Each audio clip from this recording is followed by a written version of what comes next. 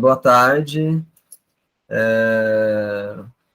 Nós vamos começar aqui agora a mesa número 4 do quinto seminário de Estética e Crítica de Arte da USP, com o tema Cinema e Percepção. Quem vai compor a mesa aqui é a Ariane Paeró Andrai, com o título Olhar de Harun Farokh sobre a Metrópole Contemporânea. O Henrique e o Fábio Namura, que vão falar sobre imagens asfixiantes de antes e depois, e uma comunicação minha sobre alegorias do choque no tempo da asfixia, e eu vou mediar essa mesa aqui. Primeiramente, eu vou abrir aqui para Ariane falar sobre a pesquisa dela, e vou fazer uma breve apresentação aqui dela, e caso você queira acrescentar alguma coisa, você acrescenta, tudo bem, Ariane? A Ariane, ela é arquiteta urbanista, graduada pelo Instituto de Arquitetura e Urbanismo da USP, IA-USP, e mestranda também no IA-USP, sob orientação do professor Dr. Rui Sardinha Lopes. Ela desenvolve a sua pesquisa a respeito das relações entre cinema e a experiência da metrópole contemporânea, com foco no trabalho do cineasta Harun Farokh, junto ao Núcleo de Estudos das Espacialidades Contemporâneas, NEC-IAL, dentro do eixo de Economia Política da Arte, da Cultura e do Espaço Urbano. Ela publicou em 2020 o artigo Um Olhar de Harun Farokh sobre a Metrópole Contemporânea na revista Rasante, número 6, A Cidade e o Cinema.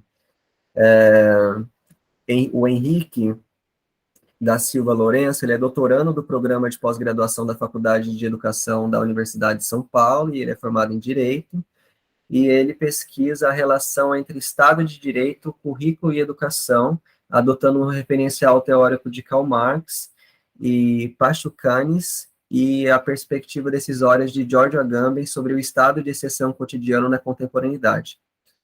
O Fábio Namura, ele pesquisa a relação do éter na história da filosofia da ciência, adotando o referencial teórico do Gaston Bachelard e Laudin. Ele é mestrando do programa de pós-graduação em filosofia da Faculdade de Filosofias, Letras e Ciências Humanas da Universidade de São Paulo, e ele é formado em Química. Então, eu vou dar início agora à mesa, e a Ariane ela pode começar a apresentação dela. Bom, vamos lá. Boa tarde a todos. Obrigada, Matheus, pela apresentação. Eu vou apresentar um pouco do que eu venho desenvolvendo na minha pesquisa, e para hoje eu escolhi fazer um breve percurso pelo filme Imagens do Mundo e Inscrições da Guerra, de 89, e pela videoinstalação Contra a Música, de 2004, ambos do realizador alemão Harun Farokh. Procurarei, então, mostrar aqui as formas pelas quais Farokh produz, através de suas obras audiovisuais e textos, um pensamento sobre o papel das imagens no mundo contemporâneo e suas relações com as formas de organização do capital. E, com isso, trazer uma contribuição crítica para a elaboração, de uma reflexão acerca das técnicas de controle que atravessam a esfera dos dispositivos ópticos e participam da constituição da racionalidade governamental do neoliberalismo, tão presente nas formas de gestão das cidades contemporâneas. Harun Farokh se destaca enquanto um observador atento às transformações sociais e às mudanças nas práticas e rotinas de trabalho provocadas pela aceleração dos fluxos espaço-temporais e pelas tecnologias e mídias no último século. E por isso, essa escolha, né, por esse realizador, e por isso a gente volta ao nosso olhar para a sua produção. Vivemos atualmente em uma sociedade completamente imersa em uma cultura de vigilância que atravessa corpos e espaços. Nas últimas décadas, testemunhamos o aprimoramento tecnológico e a proliferação de sistemas de videovigilância, que tem por objetivo reconhecer e diferenciar padrões de conduta e ocupação dos espaços, sejam eles públicos ou privados, abertos ou fechados, por intermédio de câmeras onipresentes e de monitoramento constante. Como veremos, esses dispositivos se enquadram em uma lógica de poder que tem necessidade de identificar, prever e evitar todo comportamento que represente risco ou perigo. Se coloca assim a importância de se refletir sobre as formas pelas quais se organizam as funções de gestão, segurança e controle no mundo contemporâneo. No filme Imagens do Mundo e Inscrições da Guerra, há como imperativo fundamental descobrir de que forma as imagens e a força que elas hoje exercem na forma como lemos o mundo funcionam como commodities de sistemas mais complexos que constroem a nossa forma de enxergá-las. Nesse filme, se desvelam estruturas produtoras de imagens que modulam os regimes de visibilidade e invisibilidade, tanto pelas imagens que produzem, como principalmente pelas formas que permitem essas imagens serem vistas.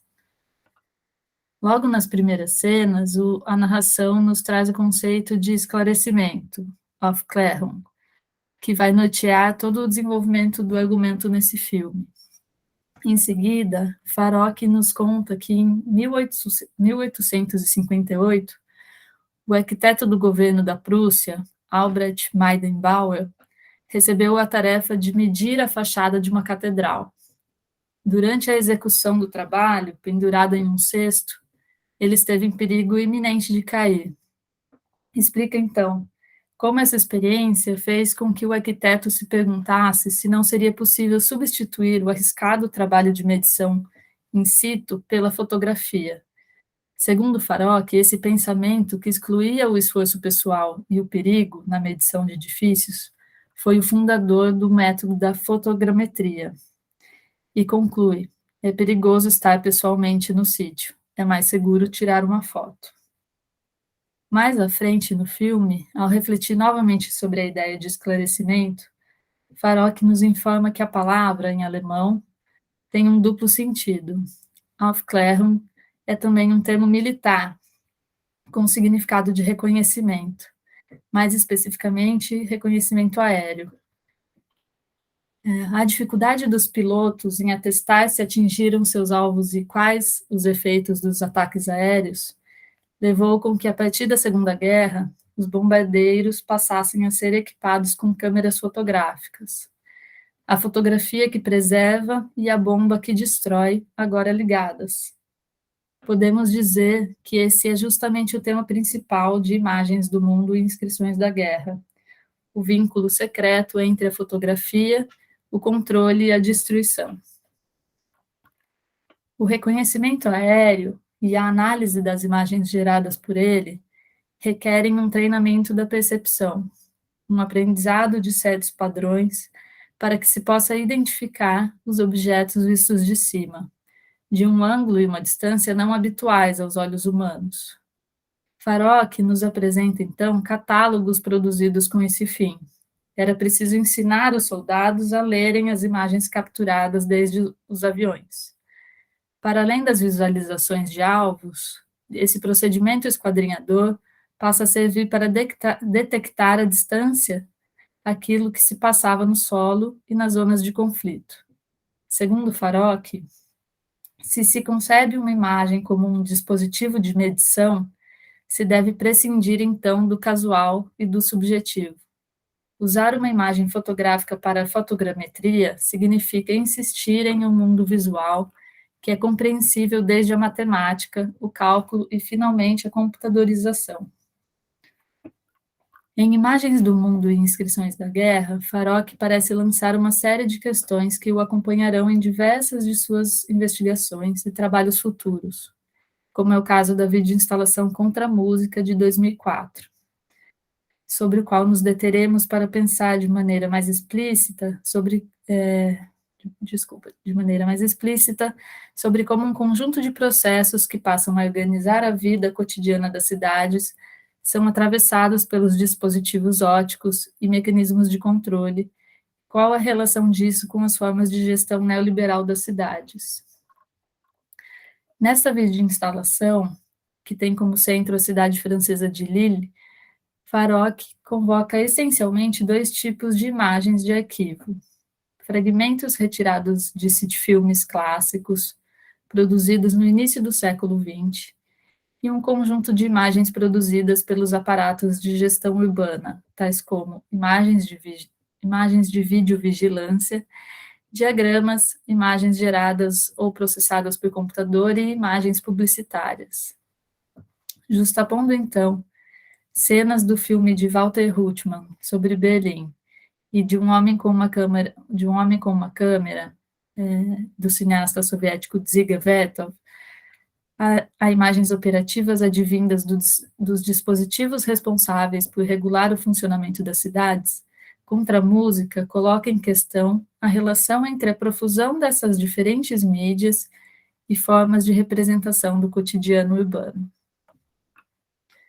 É possível argumentar que o projeto estético primário do City Film recai precisamente num esforço de traduzir as cidades modernas e seus sistemas funcionais abstratos, que ultrapassam a capacidade de visualização do observador, em uma representação tangível.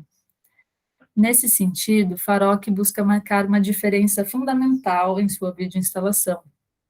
Enquanto nos filmes de Vertov e Ruttmann, o movimento dos corpos é regido por um aparato industrial produtivo, o coração que impulsiona a circulação na cidade contemporânea é representado não mais pela fábrica, mas pelos centros de consumo, de mercadorias e de cultura. Exatamente como no complexo urbano Eurhalil, situado na cidade francesa da qual trata a instalação.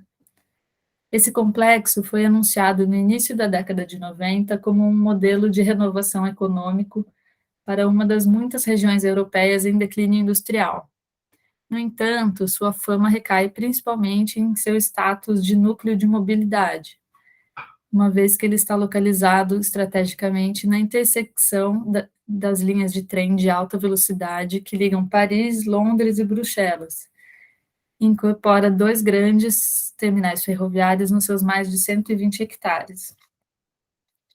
Por trás, então, da ideia de ampliação da mobilidade internacional, Farok evidencia que prevalece agora um outro tipo de movimento, a circulação imperativa dos indivíduos no espaço urbano. Essa forma de controle dos corpos é o que nos mostra o fragmento retirado de uma gravação de câmera de vigilância e processado por um software que tem como objetivo identificar corpos imóveis, assinalando-os com uma seta. Em seguida, uma cartela nos informa: aquele que não circula se faz suspeito. É interessante perceber como Farok vê o destino dos corpos na contemporaneidade.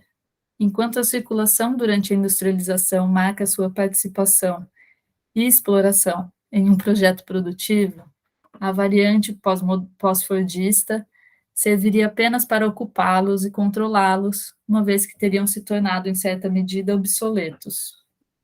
Assim, quando Farok invoca a imagem da cidade enquanto um corpo circulante, essa circulação assume um caráter negativo e esvaziado, tornando-se apenas um meio de regulação desses corpos que não seriam mais essenciais aos processos produtivos de um mundo globalizado e financiarizado.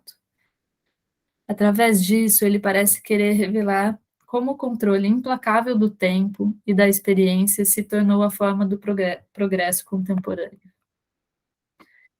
Farok, ao constituir em paralelo uma espécie de genealogia dos dispositivos cinematográficos e dos de reconhecimento, nos mostra que, para que se possa colocar em prática essas formas de controle, é necessário estabelecer previamente um conjunto, uma espécie de catálogo de regras ou normas que dirigem a percepção quanto à identificação de irregularidades ou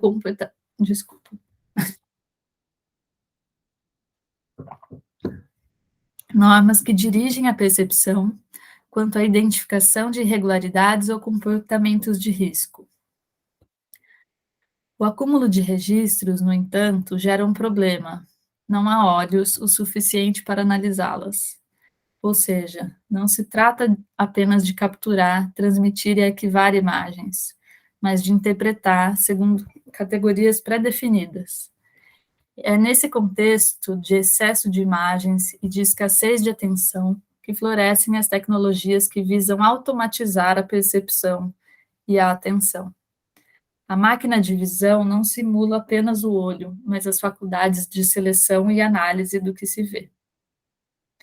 Ao desvendar o funcionamento das imagens operativas, Farok evidencia a maneira pela qual o olhar se tornou meramente acessório em relação aos aparelhos técnicos de visão, que podem até mesmo prescindir da visão humana. A compreensão de tais imagens requer uma A compreensão de tais imagens requer uma análise de sua dimensão performativa. Isso é, como numa escala mais ampla, elas atuam na implementação e perpetuação de certas dinâmicas e relações no interior do capitalismo. Com isso, o cineasta parece sugerir que o Estatuto das Imagens Operativas implica uma outra relação entre corpos, máquinas e imagens, radicalizando a reflexão sobre a instrumentalidade, o trabalho e a tecnologia. Farok identifica na imagem cinematográfica uma vocação nata às formas de controle. Seu olhar para as imagens, portanto, se confunde com seu olhar para o próprio cinema, cuja história é inseparável das tecnologias de vigilância que acarretam elas mesmas formas específicas de capturar o olhar. Segundo Nicole Brenes, Farok estuda não somente as imagens, mas o cinema e o próprio audiovisual, capturados nas suas lógicas inaugurais de instrumentos, dentre outros da sociedade de controle. Se, como afirma Didier Huberman, Farok considera cada aparelho, cada imagem técnica, um verdadeiro campo de conflitos, o trabalho crítico realizado pela montagem se dá no interior das formas expressivas próprias das diferentes mídias e dispositivos, que o autor convoca para desmontá-los em sua estrutura e desconstruir seus efeitos de sentido. Para entendermos a singularidade da investigação faroquiana, devemos notar como os elementos associados à condição técnico-científica da humanidade são apanhados e diagnosticados sempre no domínio das imagens, nos seus mais diferentes contextos e dispositivos técnicos. Em Farok, a elaboração política nunca perde de vista uma contraparte de elaboração estética, isto é, uma inscrição propriamente imagética do pensamento. É isso, obrigada. Muito bom, Ariane. Vou passar a palavra agora para o Henrique. É o Henrique e depois o Fábio, tudo bem? Pode prosseguir, Henrique. Boa tarde. Essa apresentação que nós preparamos para hoje é intitulada como Imagens Asfixiantes de Antes e Depois. Um minutinho só. Não, eu estou seguindo o meu. Imagens asfixiantes de antes e depois. Então, o que a gente vai tentar fazer aqui é utilizar imagens de antes e depois de um evento, de uma catástrofe, né, para tentar retratar a história. Essas imagens, né, é uma justa posição de duas fotografias feitas no mesmo lugar e em diferentes ocasiões, retratando, então, antes e depois as consequências de um evento.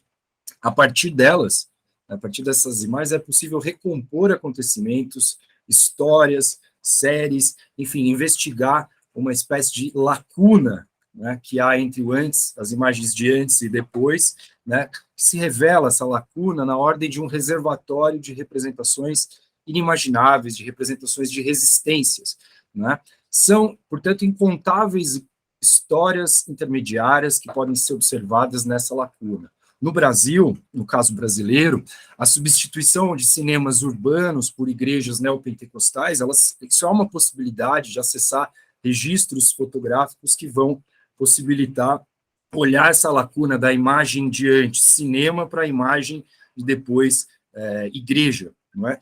E para tentar, com base nessa lacuna, contrapor as asfixias que a gente vem experimentando no nosso tempo, que provavelmente se sentirá no futuro, que vão organizando a lógica dos simulacros, ou seja, vão nos dissociando da realidade, vão nos colocando no contexto, conforme a passagem dos estágios das fases das imagens, no contexto da hiperrealidade, subordinando a vida, ou pelo menos tensionando a vida a uma espécie de reencontro possível com o desencantamento do mundo.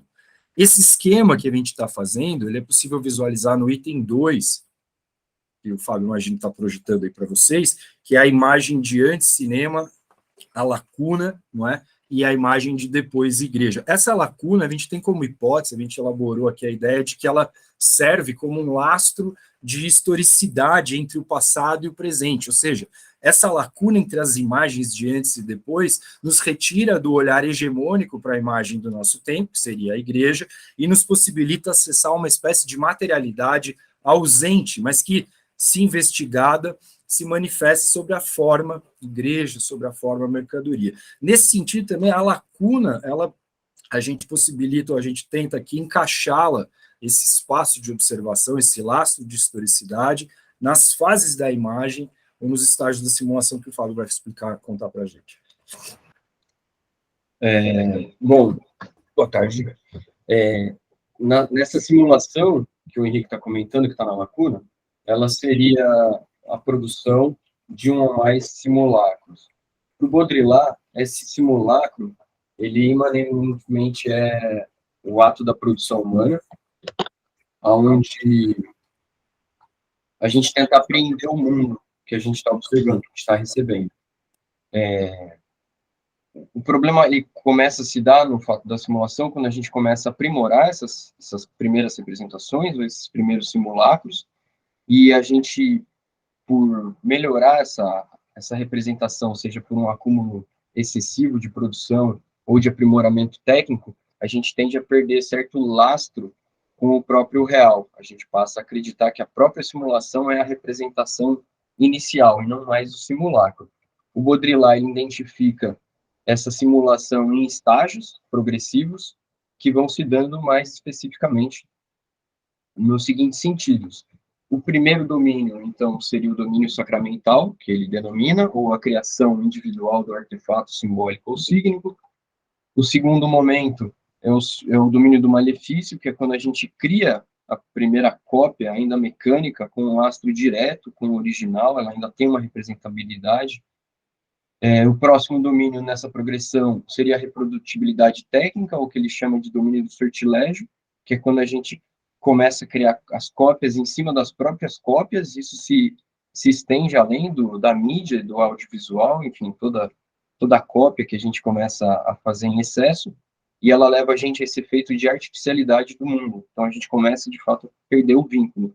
E o último domínio, que seria o domínio da própria simulação, também denominado de estágio fractal, porque contém dentro de si pequenos fragmentos de si mesmo, ele nos aloca, finalmente, a essa hiperrealidade, ou seja, o presente no qual a gente vive, ele já não tem mais nenhum lastro com o que houve inicialmente no simulacro. A gente já está situado nesse hiperreal. Esses avanços dos estágios da simulação seria fundamental para a gente tentar criar uma espécie de estratégia para superar esse assédio que a gente sofre já de maneira naturalizada, sem que a gente perceba dessas imagens hegemônicas do nosso tempo. Uma tentativa para a gente desviciar esse olhar seria uma maneira de criar, como o próprio Fabrini quer no artigo dele sobre a imagem enigma, da gente tentar reconhecer na imagem o que é que a imagem tem para nos contar, né, do que simplesmente o que a próxima imagem pode informar para a gente tentar desviciar esse olhar hiperreal sobre a nossa própria realidade.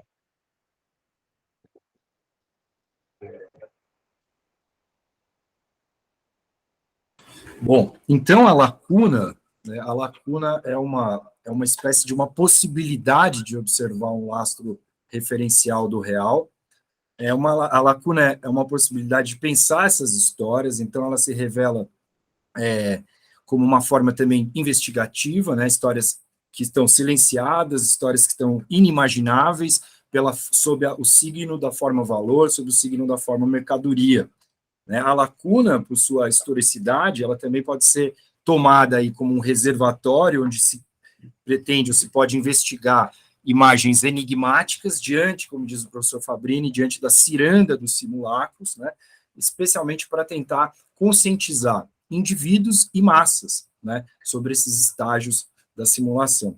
Essa lacuna, como eu disse, tem uma espécie de uma materialidade ausente, mas nessa materialidade, nesse lastro histórico, talvez seja possível recompor ou reconstituir uma certa sociabilidade do nosso tempo pós-capitalista, enfim, como vai dizer o Baudrillard. É possível, então, assumir o vazio, assumir ele diante daquilo que não se vê, mas que deixa lastros de historicidade.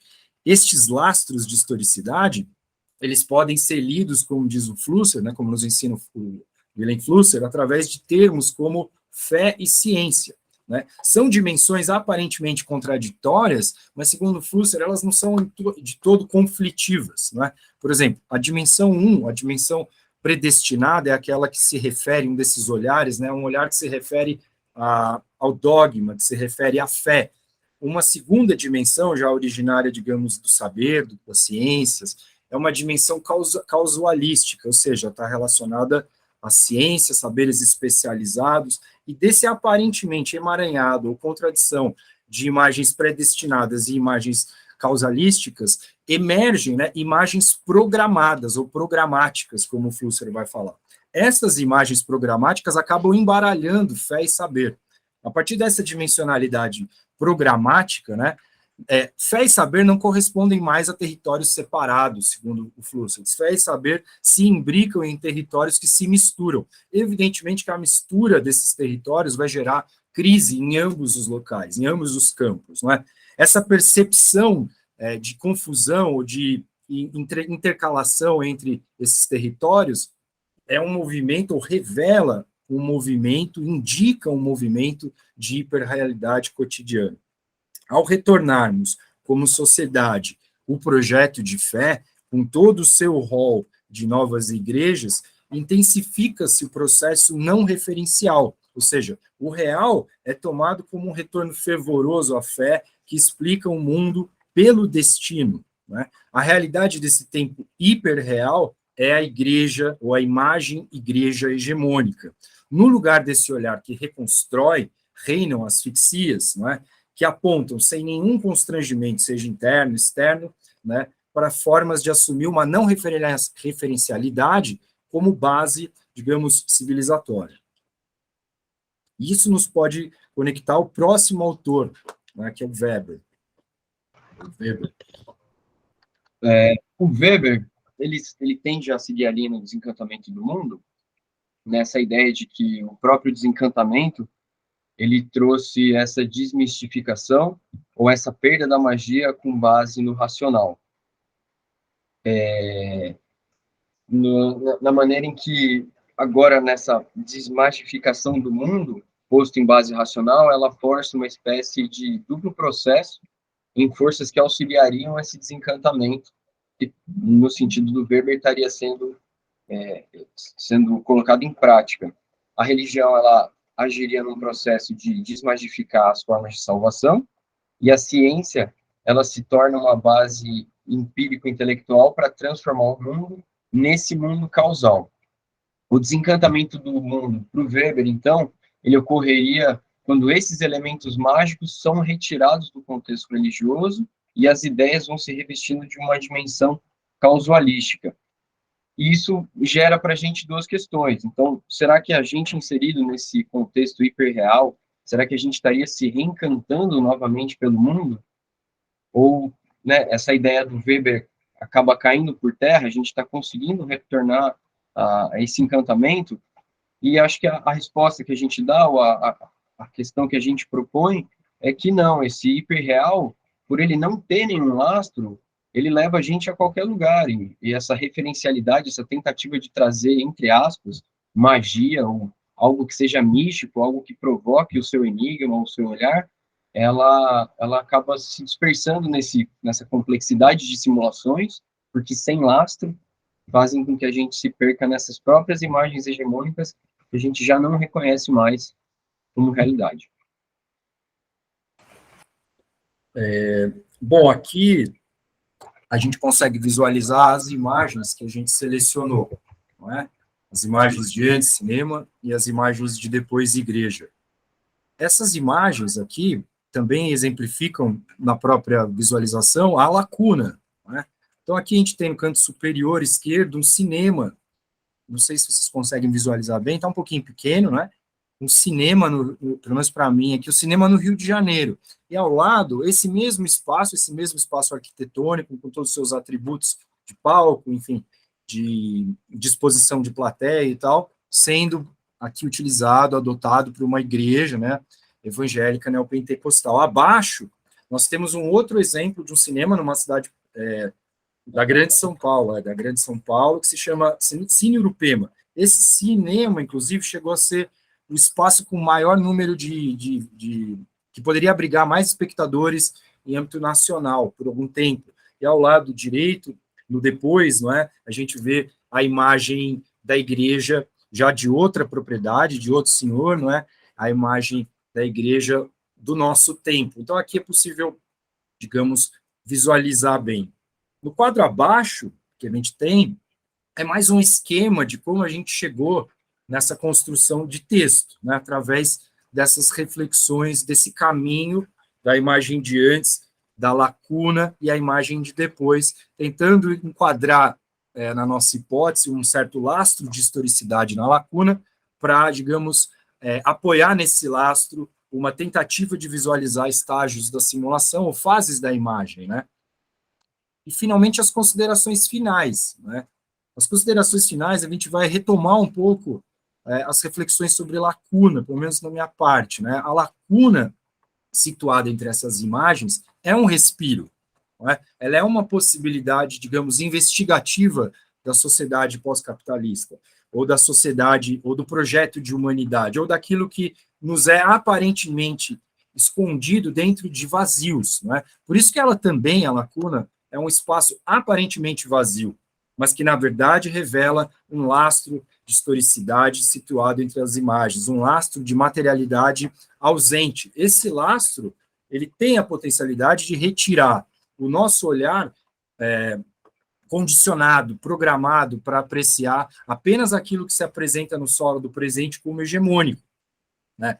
Tomando, então, a lacuna entre antes e depois dessas imagens como medida de historicidade, é também possível um olhar de prestação de contas com o nosso tempo, no sentido dado pelo George Agamben, né, no sentido do exercício do contemporâneo, ou seja, um olhar que saiba visualizar as trevas do nosso tempo, que saiba, portanto, inquiri-las, não é? Desse modo, há nesse movimento de enquadramento a oportunidade de disponibilizar um espaço reflexivo diante da ascensão e do domínio da hiperrealidade. E, finalmente, aqui, para encerrar minha contribuição, a hiperrealidade, ela é uma forma de romper com o lastro, ou seja, ela invisibiliza esse lastro histórico que compõe os espaços de tempo entre eventos, acontecimentos e outras coisas, né?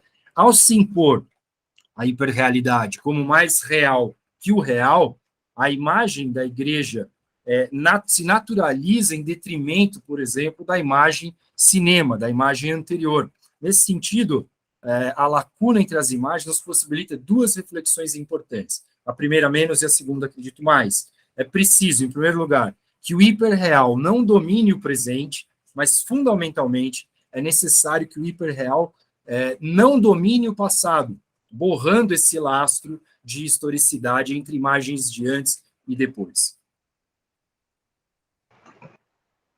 Opa, desculpa. Nesse lastro de historicidade da imagem de antes e depois, e tendo em vista que não é possível mais a gente desfazer essa conexão hiperreal que está estabelecida, porque talvez o que há na imagem Enigma e o que há na simulação do Baudrillard é que não tem como a gente desemparelhar mais o que está feito. A gente já não tem força mais para uma revolução desse sentido. Então, o próximo item que a gente sugere aqui como consideração na tentativa de observar a imagem do antes e do depois, ela serve simplesmente para conscientizar o homem que está inquirindo no seu tempo, o ato contemporâneo, de perceber que nesse objeto que ele agora observa no tempo dele, esse objeto já não tem mais nenhuma substância, ele é simplesmente hiperrealidade. Então, é preciso também, nessa lacuna, ou na construção da lacuna, adotar que a imagem do depois, ela é a hiperrealidade, e é preciso combater essa hiperrealidade sem que ela mesma saiba, porque, afinal de contas, a gente está falando aqui de uma espécie de programação, enfim, isso nos levaria a outras considerações. Essa consciência sobre esses estágios de simulação que a gente tentou esquematizar a partir da vacuidade dessa lacuna, ela permite, como a gente tentou frisar nos 2 itens anteriores mais importantes, em visualizar o passado no presente, para que o passado no presente nos mostre o quão artificial é o momento do qual a gente vive e das coisas, dos objetos, dos signos e dos símbolos que estão ao nosso redor.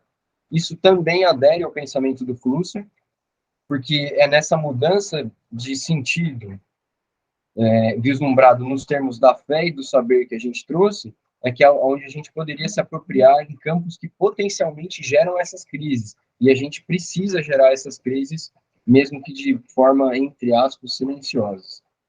As imagens hegemônicas, portanto, elas não têm mais um lastro com a historicidade, elas são retas, porque nada revelam, elas são formas asfixiantes do nosso tempo, e por isso elas nos imobilizam na medida que elas arregimentam os modos para desprogramar essa tentativa nossa de nos referenciar ou desreferenciar da própria simulação. Eu acho que uma coisinha antes do Fábio mostrar as referências é que, quando a gente fala do Weber, né, pode gerar uma ideia de que a gente está se reencantando pelo movimento religioso, no sentido inverso do que ele expõe, né, mas a gente propõe, né, que o encantamento se dá sempre, ou pode se dar sempre, em direção a qualquer coisa, qualquer imagem hiperreal.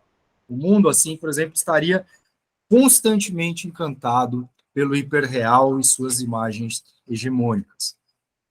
Acho que é um pouco isso também.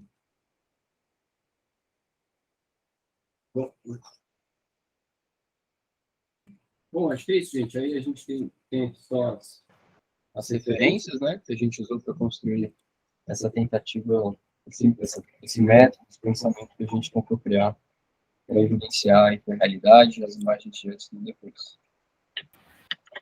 Gente, vocês ainda têm 25 minutos, vocês querem falar mais alguma coisa? Eu queria que vocês voltassem na imagem que vocês usaram para mostrar a lacuna. Vocês podem mostrar de novo, por favor? Claro. Essas daí. Isso. Você pode Vocês conseguiram me ouvir? Porque eu estava com o microfone... Deu, né? Sim, deu para ouvir direitinho. Diga. A igreja era o cinema e virou a Igreja Universal, né? Sim, nos dois casos. Claro que a gente trouxe o exemplo antes cinema, depois igreja, porque de alguma maneira eu e o Henrique somos da mesma cidade. O Cine Urupema, ele é algo que a gente viu essa transformação acontecer. Então, na imagem de baixo, além da própria transformação do cinema, né, em igreja, dá para perceber a diferença do centro, né, como o centro da cidade, que é uma cidade relativamente rica, uma sociedade, enfim, uma certa organização, como parece que o centro também perde o seu encanto, perdem as luzes. Então, nesse sentido da hiperrealidade, a hiperrealidade escolhe onde ela vai operar. Veja que na imagem do antes, o Cine Urupema era o centro, ele era completamente iluminado, bem cuidado, né? Você vê um outro tipo de movimentação. Na pós-imagem, já é a igreja, que usa a arquitetura do cinema para tentar comunicar essas coisas que a gente tentou situar, que seriam as imagens hegemônicas, esse retorno à fé, e é isso. Responde? Não sei. Legal, gente, muito bom. Vocês têm mais alguma coisa para pontuar? Porque sobrou tempo, né, de vocês. Bom, acho que, na verdade, o que a gente pensou foi uma construção, assim, através desse texto, dois arquitetos, né, que falamos que até coincide bastante com a fala da Ariane, em algum momento, né, que são imagens de antes e depois de certos eventos, mas que são muito utilizadas, por exemplo, no caso de Israel, ou para medir o avanço das fronteiras por imagens de satélite também, mas na nossa utilização, acabou revelando, não é, um espaço.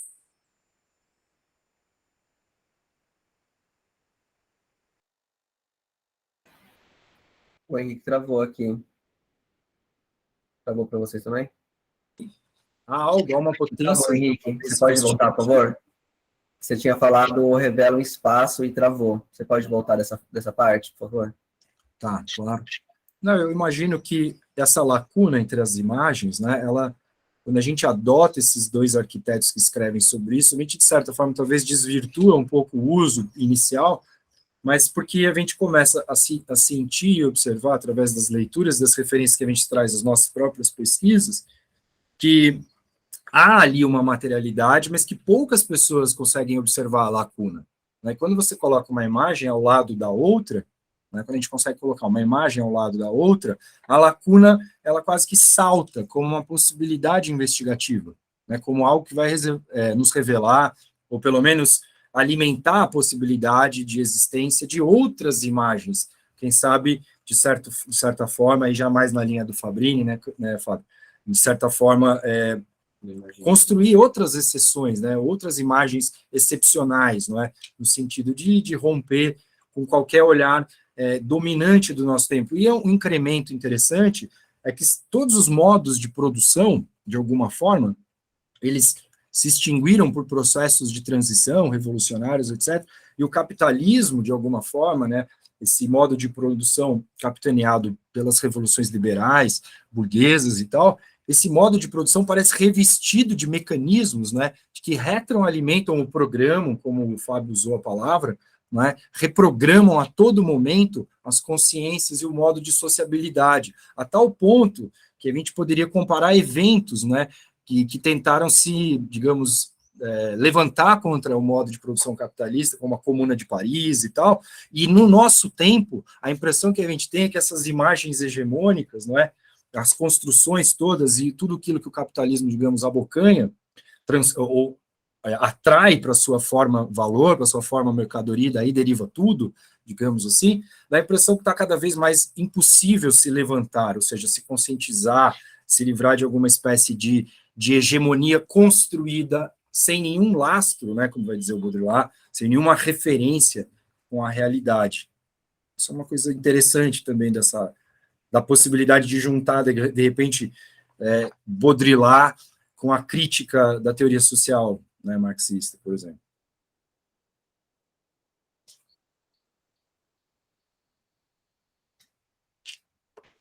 Muito interessante. Vocês querem pontuar mais alguma coisa? Não, acho que é isso. A gente tentou ser bem sintético para não se perder.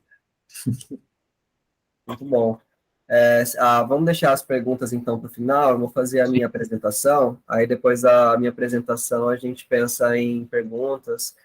E aqui já, antes de começar a minha apresentação, eu queria falar que tem alguns pontos que eu acho que liga, né, com a ideia de vocês, aí, essa ideia da lacuna.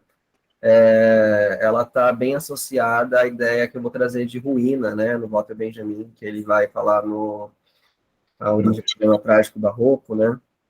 Ele traz esse conceito de ruína. Eu trouxe aqui uma citação de uma professora minha, Algaria Matos, sobre a ruína, e depois você pensa nisso em relação para ver se existe algum diálogo aqui entre a mesa, né? Vamos pensar nessas interconexões aqui entre as nossas pesquisas. Depois a gente faz uma pergunta um para o outro, né?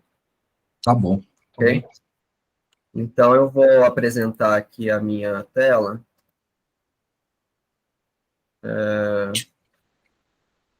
Eu coloquei esse título aqui, Alegorias do Choque no Tempo da Asfixia, tá? Essa daqui é a minha apresentação. Eu sou o Matheus Silveira, eu faço parte do grupo de estudos de Estética e Crítica de Arte do professor Ricardo Fabrini, Eu sou graduado eu sou bacharel e licenciado em filosofia pela Unifesp e atualmente eu faço mestrado em História da Arte também na Unifesp, Guarulhos, e eu pesquiso sobre Pier Paolo Pasolini, que é um cineasta, poeta italiano, né? Escritor também, né? E, e a correlação dele com o pensamento do Walter Benjamin, né? Que é um filósofo, ensaísta, crítico literário, associado à Escola de Frankfurt, né? A teoria crítica.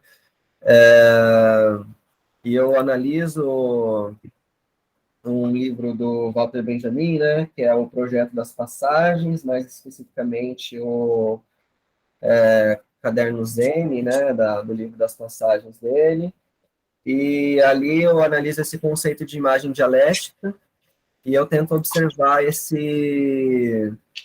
imagens dialéticas no cinema do Pier Paolo Pasolini. Então, eu vou fazer aqui uma breve explicação dos conceitos, né, uma elucidação dos conceitos, e já entro aqui no meu texto, tá? Primeiramente, né, vou falar aqui sobre o que são imagens dialéticas, né? As imagens dialéticas, o que é uma imagem dialética? Ela é uma imagem contraditória, uma imagem que nasce do choque, né, de contradições entre o passado e o presente, entre teoria e a prática. Imagem dialética também são imagens de semelhanças que estão estabelecidas entre o passado e o presente, e essas semelhanças, elas são pensadas para transformar ambos, né, tanto o passado como o presente, e também para salvá-los, ou seja, são imagens salvíficas, né. São imagens fugazes e frágeis, visíveis apenas na luminosidade de um relâmpago que aparece no instante de perigo. A imagem dialética faz parte de uma constelação de imagens, uma forma de representar o passado de maneira incomum, uma representação mergulhada na fragmentação. Aqui está um elemento alegórico da imagem dialética. A imagem dialética resolve enigmas que ligam o passado ao presente histórico. Nela, o pensamento se mobiliza numa constelação saturada de tensões. Trata-se aqui de aplicar à história o princípio da montagem. A imagem dialética, ela submerge as coisas, os objetos, os encontra em uma visão quase surrealista do sonho. Ela tem uma relação bem forte com o sonho, surrealistas e universo onírico. Ao modo dos primeiros surrealistas, como Luiz Aragon, fazendo-as para torná-las escadas para a verdade, como o mero conteúdo do sonho, cuja linguagem só podia decifrar-se de maneira indireta, né? A alegoria também ela tem esse processo, né, de ser indireta, dirigindo a ótica do sonho ao mundo da vigília, se liberariam então os pensamentos ocultos que dominavam em seu interior. As imagens dialéticas de Benjamin que vemos, nos veem, são então pura percepção onírica. Ao propor o conceito de imagem dialética como um choque de polaridades, né, o Benjamin a aproxima da noção de montagem. Em outras palavras, para provocar um lampejo, essa imagem dialética ela produz esse lampejo, né? É necessário um embate de elementos, a junção de peças que se encontram isoladas temporalmente. Portanto, deve haver no mínimo duas imagens que se chocam para sintetizar uma terceira, diferente das duas precedentes. A montagem transforma os fragmentos do filme em discurso. No documentário que eu analiso do Pier Paolo Pasolini, chamado La Rabbia, né, a raiva, ele intervém no tecido todo social, né, com o discurso e o documentário dele, né. A diferença se instaura no cinema pela montagem. Por ela se instaura uma perspectiva. Isso que é importante para o Pasolini. Para o Pasolini é importante que o poeta intervir na realidade, né? Não deixar o mundo se confessar na tela. A função do artista, né, segundo Pasolini, é de dizer. E a montagem, ela vai criar o quê? Um ponto de vista, ok? Isso ele fala que no livro dele chamado Empirismo Herege, nas observações sobre o plano sequência. Esse livro aqui, ó, é um livro esgotado, tá? Mas dá para vocês encontrarem ele vocês conseguem encontrar ele na internet em PDF.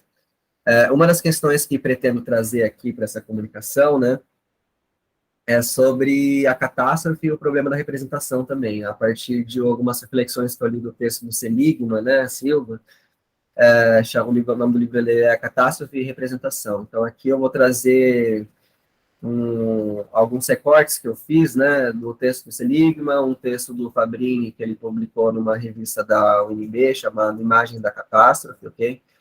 Ali ele vai falar sobre o texto Imagens, Apesar de Tudo, do Gilberman, que ele está relatando sobre Auschwitz, e o problema da representação após Auschwitz, né? E também um texto importante, né, para esse seminário, que eu já vou mostrar ele para vocês aqui em seguida.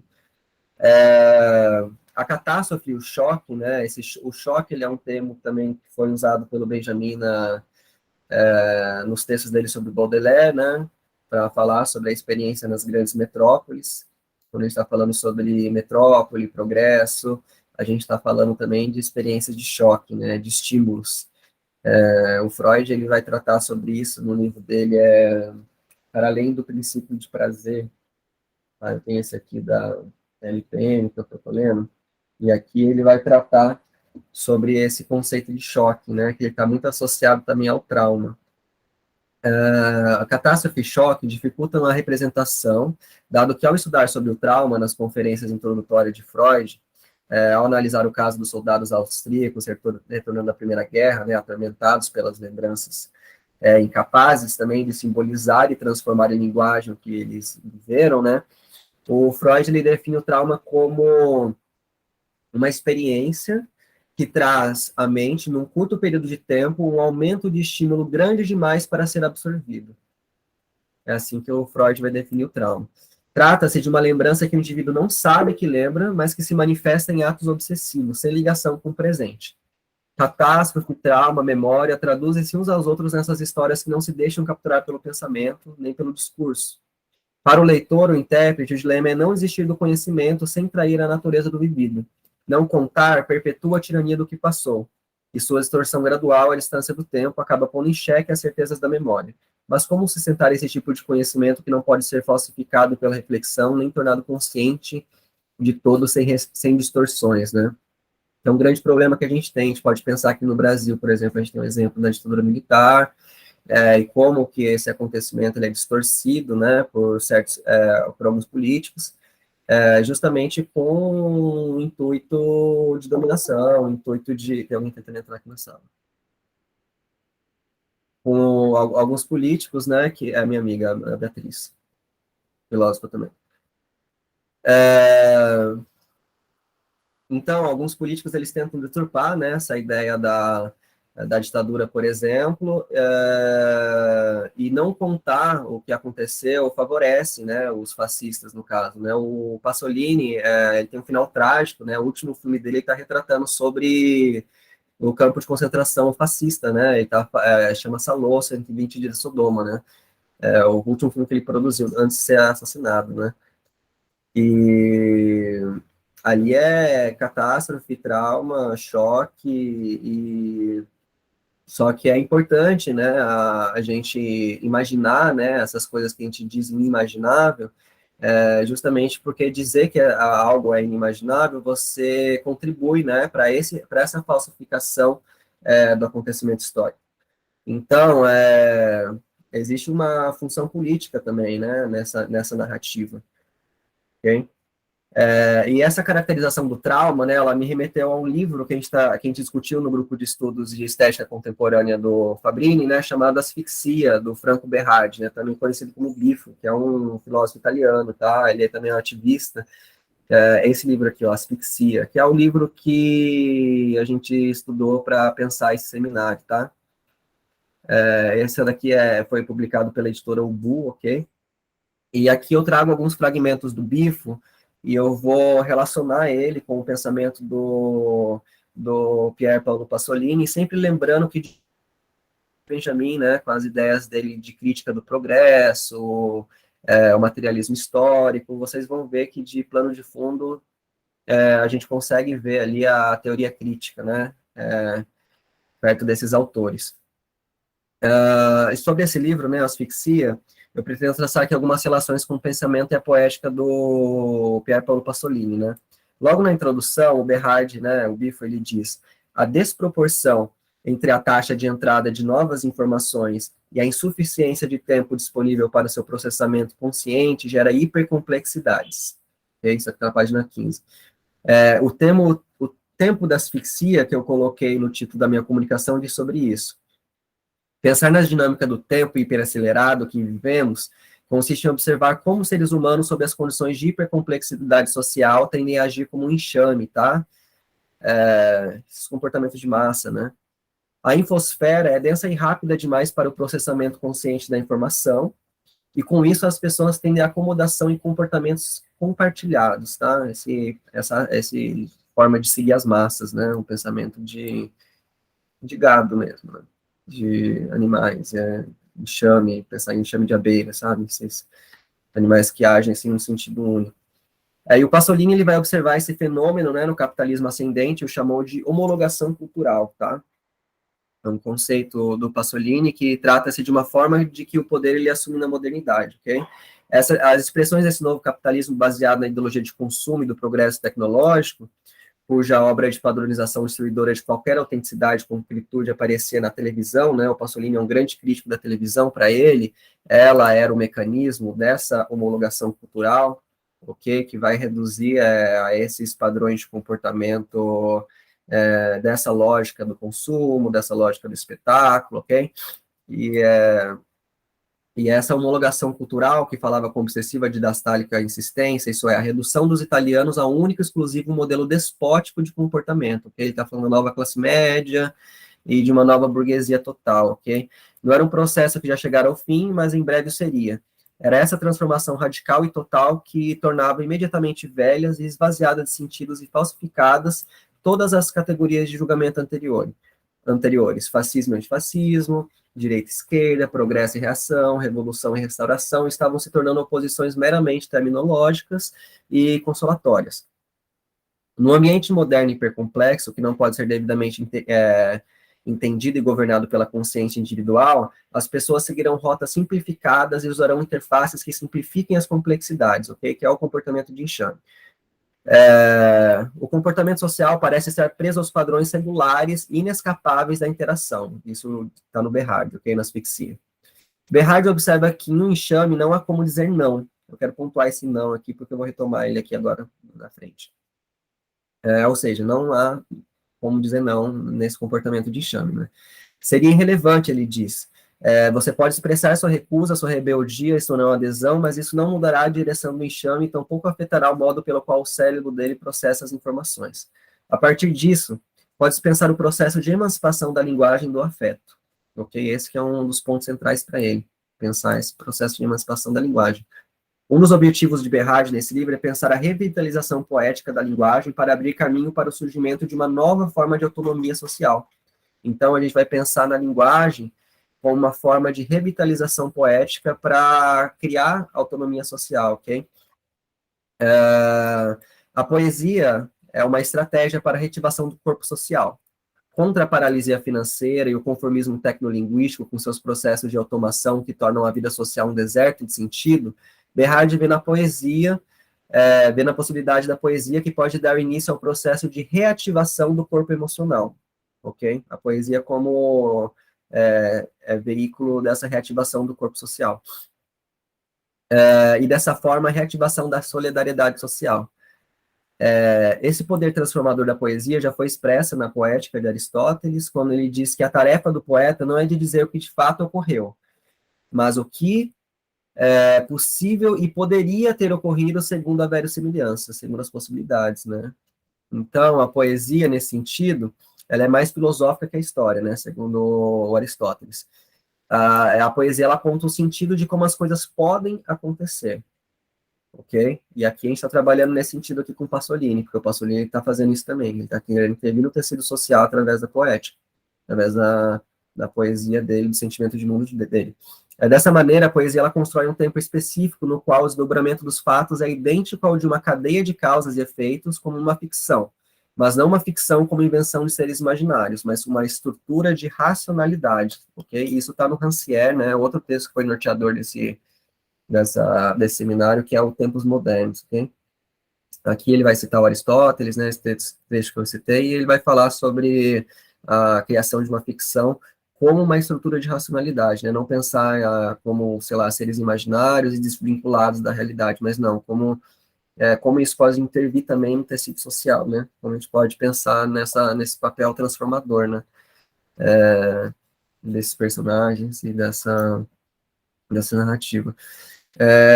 Na véspera de seu assassinato, né, do Pier Paolo Pasolini, é uma coisa que também liga ele e o Walter Benjamin, que são dois mártires, né, do fascismo, né, o Benjamin estava fugindo da polícia, Gestapo, né, nazista, e eles tomam uma hiperdose de morfina, né, ali na fronteira com a Espanha ali, e o Pasolini, ele é assassinado, né, ele dá uma entrevista, e depois dessa entrevista ele é assassinado, e aqui um trecho dessa entrevista eu coloquei aqui, né, ela foi intitulada como Estamos Todos em Perigo, e é bem interessante, porque diz muito sobre os tempos de hoje também, né. Na véspera do seu assassinato, em novembro de 1975, o Pasolini diz em uma entrevista: todos sabem que eu pago as minhas experiências em carne e osso, mas estão aí também os meus livros e os meus filmes, talvez seja eu que erro. Mas continuo a dizer que estamos todos em perigo. Suas palavras ecoam nos dias de hoje como um presságio. Nessa mesma entrevista, Pasolini diz que a recusa sempre foi um gesto essencial, voltando ao caso do não aqui que eu tinha dito. Os santos, os eremitas, mas também os intelectuais, os poucos que fizeram a história, são aqueles que disseram não. De forma alguma, os cortesãos, os assistentes dos cardeais, né, ele diz. A recusa para funcionar deve ser grande, não pequena, mas total. Não deixa daquele ponto absurda, não de bom senso, mas ela deve ser total, essa recusa, esse não, né. O Camus, né, naquele livro dele, O Homem Revoltado, no início do Homem Revoltado, o Albert Camus, ele diz assim, que é um homem revoltado? É um homem que diz não, ok? Voltando aqui ao ponto do não, que é outro autor que vai falar sobre isso. Essa revolta não ocorre sem o sentimento de que, em alguma forma, em algum lugar, se tem razão. O movimento da revolta nasce de uma tomada de consciência. A postura política poética de Pasolini se direciona nesse sentido. Publicada pelo escritor Pasolini na sua coluna semanal na revista Via Nuova, em 20 de setembro de 1962, o escritor publica o argumento do filme que estava produzindo o documentário Lárábia, né, que é o que eu analiso, A Raiva. O projeto do filme Lárábia começou em 1962, quando um pequeno produtor cinematográfico confiou a Pasolini o material de arquivo pertencente ao cinejornal, Mundo Libero, né, Mundo Livre. Além das imagens desse cinejornal, Pasolini também utilizou a imagem dos arquivos da Itália URSS e reproduções de livros de arte e revistas semanais. Pasolini estava idealizando um novo gênero cinematográfico, o problema fílmico que criava uma dialética entre as imagens, né? Isso que eu pesquiso, as imagens dialéticas no filme documentário Lárábia, né? No documentário, Pasolini exprime sem seguir um fio cronológico e lógico, mas com suas razões políticas e seu sentimento poético, e o sentido de uma raiva filosófica, da qual os poetas indignados são o modelo. Para ele, os raivosos são tão necessários para a história como os revolucionários. Ele vai defender aqui a raiva, no caso do Pasolini, né? No caso aqui, eu estou pensando na raiva contra a estagnação da melancolia, entendeu? Porque o poder, ele nos melancoliza, nos paralisando, né, nos asfixiando. Então, a raiva, ela tem esse poder contestador. A raiva, existe um elemento importante da raiva aqui que a gente precisa entender, que é um movimento que é o que vai ocasionar os movimentos de revolta, as ações diretas, ok? Eu vou trazer aqui duas imagens que a gente estava discutindo na mesa de ontem sobre pensando quais imagens dialéticas a gente tem hoje em dia, e citaram, por exemplo, a imagem do Borba Gato pegando fogo, ok? E nesse livro do Berard aqui, Asfixia, ele vai falar sobre o caso do George Floyd, né, quando o George Floyd fala não consigo respirar, tá? Tem um capítulo que ele começa falando sobre isso. E também trouxe aqui uma imagem, né, daquele departamento de polícia lá, né, pegando fogo. Daqui a pouco passo aqui nos slides. Então, o Pasolini ele fala, né, que a contestação do raivoso é interna ao sistema, ele pede a modificação do sistema para que o mesmo viva, né, e às vezes ele incide mais profundamente no revolucionário, né, no tecido social, o raivoso, ok? E o mundo contemporâneo, né, que a gente está vivendo agora, que é sufocado por espetáculos, mercadorias, fez com que as pessoas perdessem a capacidade de olhar para as imagens como elas merecem ser vistas, tá? Isso aqui está no Didi Berman, imagens, apesar de tudo. O capitalismo financeiro, aqui eu vou citar o texto do Fabrini, que é a imagem da catástrofe, né? O capitalismo financeiro asfixiou as possibilidades de revolta e o sentimento trágico que as imagens podem gerar, né? Aí a função poética, né, de gerar esse patos, né, nas pessoas, o sentimento do trágico, ele faz com que a gente se entenda também enquanto humanidade, né, ele é importante para a gente se entender como pertencente também, né, desse todo. Para fazer justiça às imagens, ele considera o olhar que é devido contra a hegemonia dos clichês do mundo midiático e digital, que transformou os indivíduos em autômatos, né, autômato é uma ideia central ali na asfixia, naquela parte que eu estava falando ali em cima sobre a evolução cultural e sobre esse padrão do enxame e tudo mais, tá? Que produz um comportamento de enxame, impossibilita a negação, a raiva, né? Então, eles acabam asfixiando a raiva, né? Com esses clichês, com esse mundo midiático, com esse mundo que a gente vive agora, né? O mundo da mercadoria. É a intenção deles, né? Contra a mercantilização do imaginário, as imagens dialéticas presentes no documentário de Pasolini produzem uma errância no olhar, né? Um termo do Fabrini também, que a gente estava discutindo agora há pouco. Uma pulsão escópica, né? Que é um termo do Lacan, que nos convida a olhar o punctum das imagens. O punctum é um conceito do Roland Barthes, que vai aparecer no livro A Câmara Clara, tá? Eu trouxe um trecho ali que mostra. O punctum das imagens que surgem nos movimentos de perigo. Essas imagens que nos pungem veiculam patos que ativam a imaginação e forçam o pensamento. Ok? São imagens que fazem a gente pensar, elas são imagens alegóricas. Ok? Trata-se de pensar o punctum, termo utilizado por Roland Barthes, a Câmara Clara, que é próximo à ideia de trauma, como o veiculador desse patos trágico, né? Sofro diante dessas imagens porque compreendo o estado de emoção dos outros, daquilo que está fora de mim, fora do eu, porque esse estado diz respeito à humanidade da dor na sua partilha, esse está no Gilberman. E a palavra trauma, né, ela deriva da raiz europeia em dois sentidos, ela significa friccionar, triturar, perfurar, mas também suplantar, passar através, e algo que tritura, né, perfura, ela tem uma relação próxima com o ponto, que o ponto também tem a ver com isso, porque o ponto é o que perfura a imagem, né, mas que ao mesmo tempo é o que nos faz suplantá-la, e é o que vai revelar, né, o paradoxo, né, da experiência catastrófica.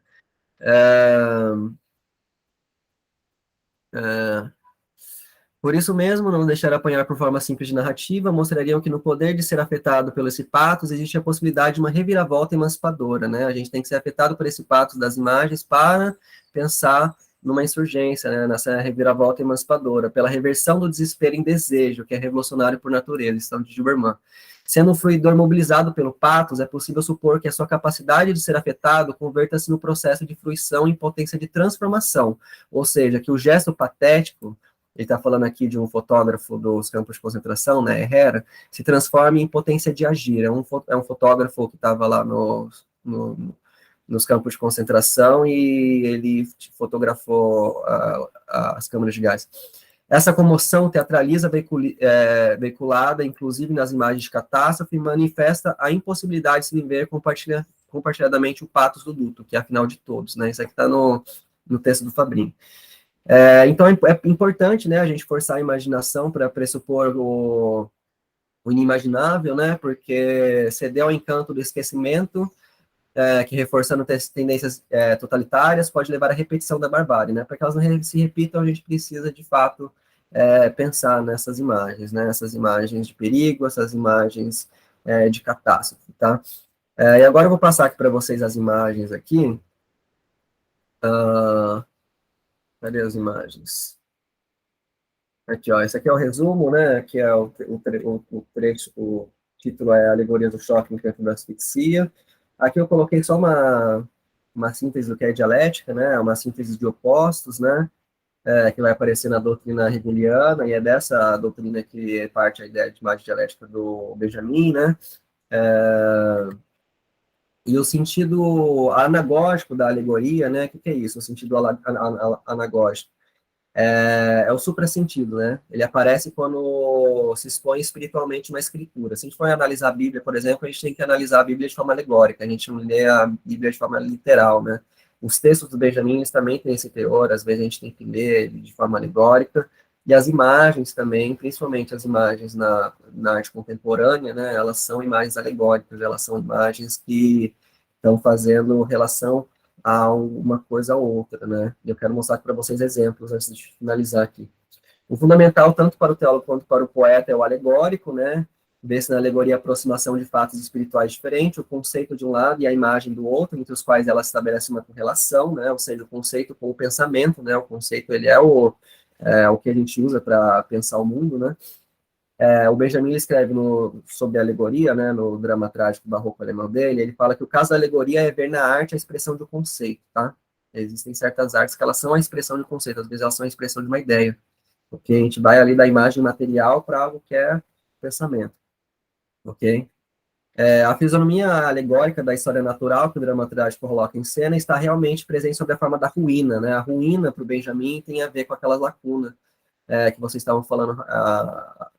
Eu acho que eu vi uma relação, né, entre a ruína, porque eu acho que a imagem dialética do Benjamin, ela se encontra também nessas ruínas, tá? Essas ruínas, elas falam sobre um presente, um passado, elas são um momento de transição, entendeu? E naquele momento de transição ali, a gente pode ver possibilidades, né, do que podia ter acontecido e não aconteceu, ok? As alegorias são no reino dos pensamentos, o que as ruínas são no reino das coisas, o Benjamin escreve na origem do drama trágico barroco alemão.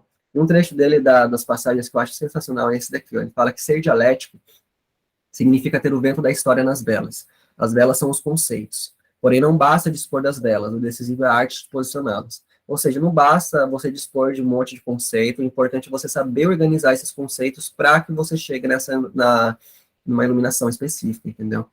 Fazer um trabalho de alquimista aqui, misturando conceitos como se fosse, sei lá, componentes químicos. E a maneira dialética, ela investe a potência caótica na criação de pequenas maquinarias do heterogêneo, né? Fragmentando contínuos e distanciando termos que se atraem. Ao contrário, aproximando heterogêneos e associando incompatíveis, ela cria choques, né?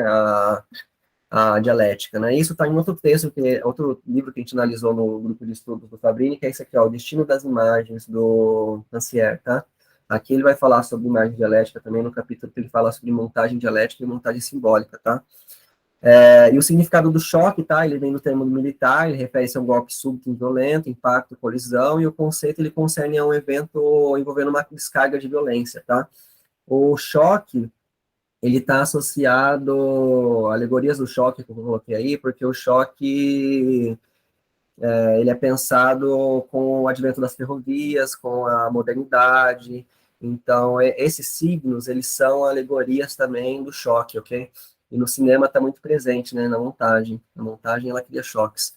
Ó, e uma coisa que eu achei interessante do último seminário que teve é que um professor da PUC estava falando sobre a trapaça da linguagem, né, que permite ouvir a língua fora do poder, pensar a função importante da arte que ela assume hoje no campo da sobrecodificação dos códigos e algoritmos. Vivemos na sobrecodificação, precisa se hackear, contrabandear e passar conteúdo, sentido, significado por baixo dos códigos, né, que é o que a gente tem que fazer nesse tempo de hipervigilância, que é o tema que é o que estavam falando aqui recentemente, né, a Ariane, né, sobre a hipervigilância, né, a biopolítica e tudo mais. Passar conteúdos por baixo dos panos como surrealistas, né, pensar imagens como imprevisibilidade e infinitas perspectivas, né, pensar aqui na verossimilhança que está falando da poética, né, circuito aberto de invenção e imaginação, a imaginação agora contra a catástrofe, né, algoritmização e automação da vida estão colocando em xeque o acaso e as possibilidades de abertura da linguagem. O Aragon fala sobre isso, né, nesse livro dele aqui, que é o Componente de Paris, né, surrealista, que o Benjamin adora, esse livro aqui. Ele fala o seguinte, né, nesse trecho que é canônico, aí, um trecho ótimo. Ele fala assim, que os surrealistas, eles passam secretamente sobre os olhos do guardião, sob a forma de livros, de poemas, esse experimento de revolta, né.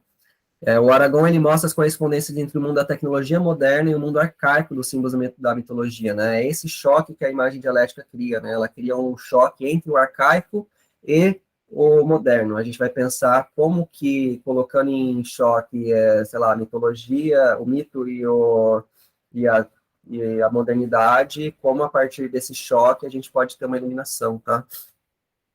O Benjamin, ele fala assim na imagem dialética, não é que o passado lança luz sobre o presente, ou que o presente lança luz sobre o passado, mas a imagem é aquilo que o ocorrido encontra o agora no lampejo, formando uma constelação. Em outras palavras, a imagem dialética é a dialética na imobilidade. pois enquanto a relação do presente com o passado é puramente temporal e contínua, a relação do ocorrido com o agora é dialética. Não é uma progressão, e sim uma imagem que salta. Somente as imagens dialéticas são imagens autênticas, tá? E o lugar onde encontramos é a linguagem, tá? Isso nas passagens. E ele vai associar muito ao princípio da montagem, né? Que eu coloquei uma imagem do Pierre Rolefou, da Ana Karina, né? De que maneira seria possível considerar um incremento da visibilidade com a realização do método marxista? A primeira etapa desse caminho será aplicar a história ao princípio da montagem, isto é, erguer as grandes construções a partir de elementos minúsculos, recortados com clareza e precisão, e mesmo descobrir na análise do pequeno momento individual o cristal do acontecimento total. Então, a montagem, né, ela é um elemento muito importante aqui para a gente pensar as imagens dialéticas. Eu vou correr aqui porque o tempo está se esgotando. E aqui eu trouxe algumas imagens dialéticas, né, no caso eu trouxe essa imagem aqui do John Hartfield, né, o Rancière cita ela, né, ela também aparece na teoria da vanguarda do Peter Berger.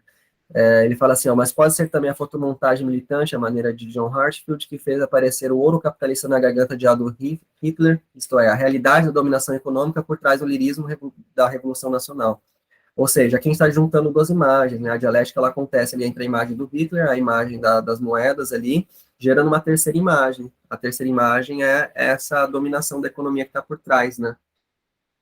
Só que a que eu mais gosto, no caso, é essa daqui, ó, que é a Marta Rosa. Essas imagens aqui eu tirei do site do MoMA, tá? Museu de Arte Moderna lá dos Estados Unidos. E essa Marta Rosa é uma fotógrafa feminista, né? Que ela cria essas imagens dialéticas, o Rancière vai falar dela nesse livro. E ela transporta a guerra vietnamita para as casas de classe média dos Estados Unidos, né? Pensar nesse American Way of Life aí, nessas casas de classe média alta, o que sustenta, né, esse luxo norte-americano? Também a guerra que eles estão financiando ali, né, no Iraque. A guerra do petróleo, né? Essa imagem chama Limpando as Cortinas, né, Cleaning the Drapes. E essa imagem aqui é bem interessante, ó, a Marta Rosa que transporta a domicílio a guerra vietnamita, misturando as imagens da guerra com das propagandas para a felicidade doméstica americana. Ali a gente vê umas cozinhas, né, uma cozinha dessas ideais, né, de sonho de consumo, né, e ali junto uns soldados, né. Tal lógica dialética, nos anos 1970, inspirava também as fotomontagens de Marta Rosa, ligando a felicidade americana ao horror vietnamita, tá? Ali está o nome da imagem. Então, gente, a imagem dialética, ela faz isso, tá? Ela vai juntar duas imagens para gerar uma terceira, e essa terceira imagem, ela é crítica, tá? A gente está olhando aqui essas duas imagens, a partir da junção dessas duas imagens, a gente tem uma terceira imagem, que é aqui a gente forma na nossa cabeça, que é pelo pensamento, que é uma imagem crítica. Não pensar as imagens, sabe como aquele teor utópico de revolução e tal, mas pensar, a gente pode pensar as imagens com esse teor crítico, né, pelo menos de transformação do pensamento, né, como que as imagens formam uma visão de mundo, né. Eu não vou ler isso aqui que não dá tempo. E o Rancière, ele fala assim, trata de organizar um choque, de pôr em cena uma estranheza do familiar para fazer aparecer outra ordem de medida que só se descobre pela violência de um conflito. A potência de uma frase, imagem, que junta os heterogêneos, então é aquela da distância do choque, que revela um segredo de mundo, isto é, outro mundo no qual a lei se impõe por trás das aparências anótinas e gloriosas, ok? Aqui eu trouxe uma imagem do Borba Gato, né, que a gente estava discutindo ontem lá, que pode ser uma das imagens dialéticas do nosso tempo, né? E aqui essa imagem, ela é muito forte, né, ela está falando justamente sobre esse monumento, é uma imagem que faz uma crítica também, né, por que esse monumento está na rua, sabe, tipo, dado ao que ele representa, sabe, porque uma figura dessa na rua parece que a gente está fazendo um enaltecimento, né, por que enaltecendo uma figura como Borba Gato, sabe? Aqui eu coloquei o fogo que aconteceu lá em Minneapolis, né, depois do assassinato do George Floyd. Aqui um homem que observa o fogo do edifício. Isso aqui saiu no país, entendeu? É pensar essa potencialidade da revolta, né? Pensar a raiva, né? E o Godard, né, ele fala bastante sobre a montagem, né? Ele dá o melhor exemplo de possibilidade de extremas lógicas opostas. Ele mostra a junção de heterogêneos pode migrar do polo dialético para o simbolista, né? Conectar sem fim, como ele faz, o plano de um filme com um título ou o diálogo de outro. Uma frase, um romance, um detalhe de quadro, um refrão de música, uma fotografia jornalística, uma mensagem publicitária, sem fazer duas coisas ao mesmo tempo, organizar um choque e construir um contínuo, tá? O espaço do choque e do contínuo pode ter o mesmo nome, história, né? Está no Rancière. Aí esse vídeo aqui é um vídeo do Godard que chama The Old Place, tá? Que é, ele vai falar sobre as imagens dialéticas do Benjamin numa montagem que ele faz. Vocês podem jogar no YouTube depois, vocês veem, não vou passar aqui que não vai dar tempo. E aqui umas imagens do Histoire do Cinema, né, do Godard, que ele vai falar sobre um trecho do Pierre Naville, né, aparece nos Manifestos do Surrealismo do André Breton, em que ele fala que uma imagem não é forte por ser brutal ou fantástica, mas porque a associação das ideias é longínqua e justa. Quanto mais longínqua e justa forem essas imagens, mais forte será o teor poético dessas imagens surrealistas, dessas imagens poéticas. Ok? E aqui eu trouxe um trecho do Punto, né, do Roland Barthes, que eu tinha mencionado com vocês aqui. Isso aqui é uma foto da Guerra da Nicarágua, ali tem duas freiras, né? O ponto da imagem é justamente a freira, que a freira é o que punge a imagem, é aquele elemento distoante, e a imagem dialética, ela tem isso, né? Ela carrega esse choque, porque esse ponto, essa coisa que nos punge, é o que eu estou tentando elaborar aqui como uma maneira de fogo que taca na pólvora, que pode incendiar uma revolta, ok?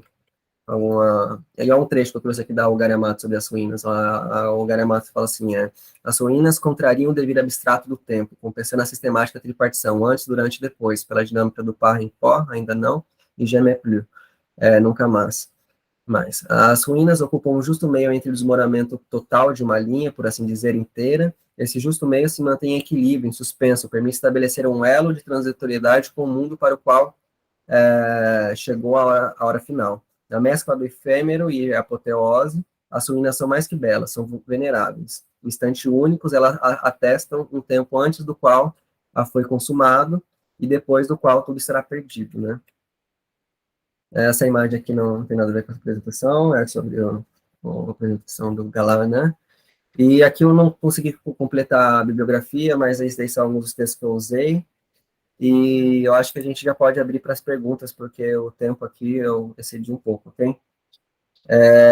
Então, gente, eu vou abrir para perguntas aqui. Quem é da mesa pode perguntar para a mesa, e quem é de fora também pode fazer qualquer pergunta aqui para a mesa, tudo bem?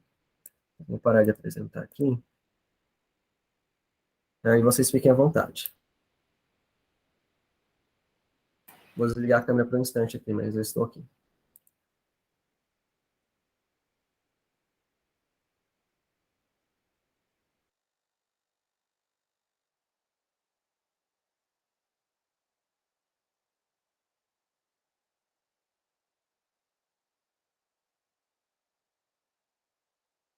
Matheus, acho que eu vou fazer alguma pergunta para você, porque você foi o último, né? Daí fica mais fresco, depois a gente vai retomando. Primeiro, parabéns para a Ariane, para você. Acho que foi muito interessante. Acho que a junção dos trabalhos também foi feita de um modo complementar. Até ficava pensando como é que vão juntar isso, etc., essa nossa ideia com outras, e foi, enfim, parabéns, foi muito legal. E na sua fala, realmente, realmente o que você fala de duas imagens que se chocam para moldar ou montar uma terceira, né? Esse choque como estímulo, esse choque entre o arcaico e o moderno, enfim, entre tempos que, digamos, ocultam essa terceira, realmente parece que tem uma conexão, como você vem apontando, ou apontou, com a nossa proposição da lacuna, né? Não sei se, acho que o Fábio também sentiu isso. E não sei qual a conexão disso com dizer não, né? Mas também me chamou muito a atenção essa sua fala. De repente, acho que isso poderia ser um disparador, até porque a Ariane vai colocar sobre a cultura da vigilância, né? E essa cultura da vigilância das imagens, elas acabam impedindo, né, que a gente, de certa forma, se descontente com elas, né? Que a gente, de certa forma, as contrarie de algum modo, né? Então, não sei, eu achei isso, acho que isso pode gerar um ponto de similaridade entre as nossas falas interessante. Mas uma pergunta mesmo, que seria importante a gente fazer aqui, talvez, né, baseado nisso, nessa potencialidade de dizer não, como a gente poderia usufruir tal potencialidade de dizer não, de se descontentar, não é? Sem percepções, sem romper com modelos, e até que ponto, né, essa ruptura, ela está, de certa forma, muito dificultada pela complexidade desses aparelhos, ou desses aparelhos ideológicos, ou desses mecanismos de constituição da hiperrealidade, muito mais, não é, do que em outros momentos da história. E, inclusive, se a gente vai olhando para trás, Pasolini assassinado, o Benjamin, e até o autor que eu estudo lá com o professor Alisson Mascaro, o Pachucanes, assassinado pelos soviéticos, pelo Stalin, não pelos soviéticos, pelo Stalin, ou seja, grandes nomes que talvez diziam não, ou que faziam composições diferentes de alguns arranjos teóricos, sendo eliminados, né, como se fosse uma espécie de resistência sendo eliminado cotidianamente. Nesse sentido, que tipo de não a gente consegue dizer hoje, na cabeça de vocês? Nossa, essa é a pergunta, né? Né? Vocês querem fazer mais alguma pergunta? Fábio, Ariane? Não, por enquanto. Vai, Fábio. Não, eu estava dizendo que não. Não, eu queria só pontuar, não é bem uma pergunta, pontuar alguns pontos de contato também que eu achei interessante entre as falas. Essa questão da imagem dialética, né, que é capaz de disparar um outro sentido, né, e que a partir da montagem, e nisso, pensando no trabalho, no meu trabalho pensando o Farocchi e do Matheus Pasolini, como esses cineastas estão pensando a montagem a partir dessa perspectiva, né, desse choque e dessa possível restituição de uma capacidade de pensar a imagem, né, de pensar através das imagens. E nesse sentido, pensando também nessa, de certa forma, a montagem que vocês fazem de tempos distintos, né, do cinema e depois da igreja, como esse choque de temporalidades é capaz de trazer sentidos subterrâneos ali, né, que estão nas imagens. Então, acho que, nesse sentido, acho que o conceito da imagem dialética amarra bem as três falas, assim. Acho que é um caminho também para a gente conversar.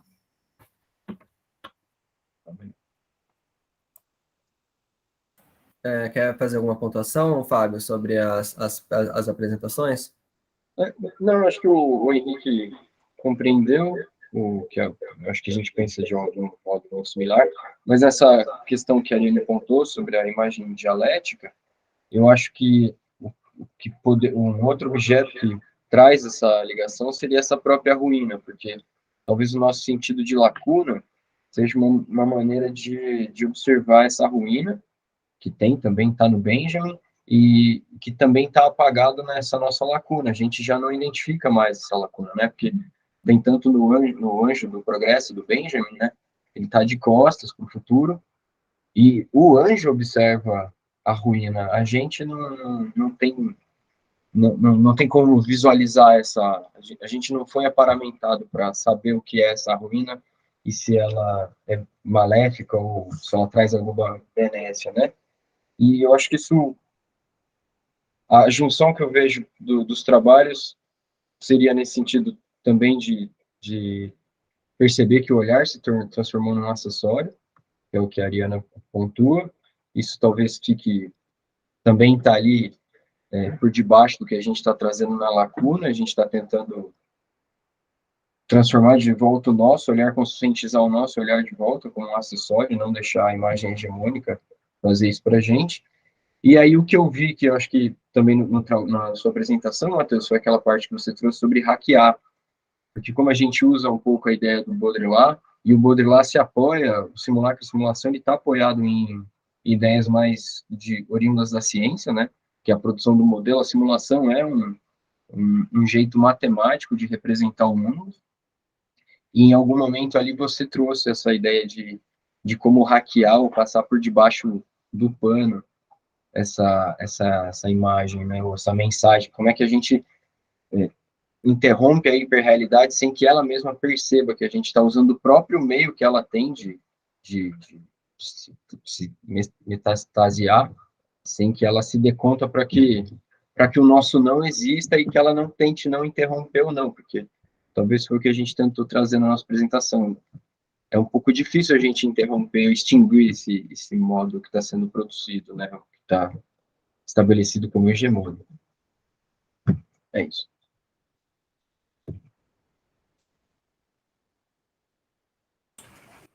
Tem um negocinho também que eu pensei, ontem a gente estava conversando sobre isso, acho que essa fala de novo do Fábio tem um outro autor, né, de tradição marxista, que é o Gramsci, né, que ele também vai falar alguma coisa sobre disputa de hegemonia na sociedade civil. E isso a gente ontem estava pensando um pouco sobre essa questão da disputa de hegemonia, né, e o não passa por isso, saber dizer alguns não, saber ver onde não há o que ver, aparentemente, né, mas o campo da disputa hegemônica sempre foi mortal, vamos dizer assim, né? Ele é mortal e ele continua sendo. Aliás, nós estamos num tempo dessa disputa hegemônica no Brasil, por exemplo, extremamente perigoso, né? Principalmente para um dos lados, né?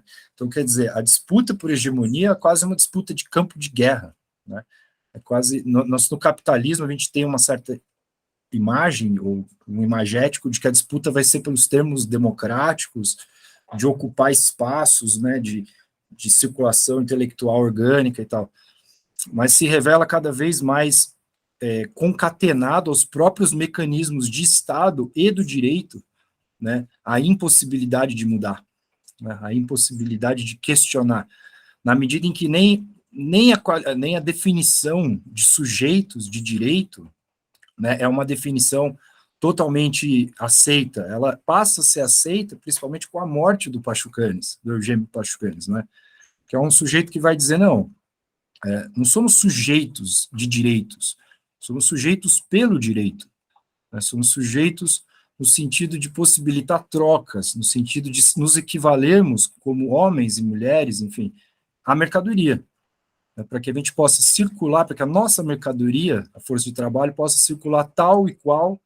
a outra mercadoria. Então, nesse sistema de circulação, de reprodutibilidade social, é bastante difícil, inclusive o aparelhamento aqui do Estado mesmo é bastante coercitivo, né, contra qualquer modo de se revoltar. Inclusive, o direito, o Estado, eles captam, melhor dizendo, todas as formas de resistência, as mastigam e colocam para dançar dentro da própria estrutura hegemônica, o que as torna, digamos assim, anuladas, ou parcialmente anuladas, né? Então, também é um complemento interessante.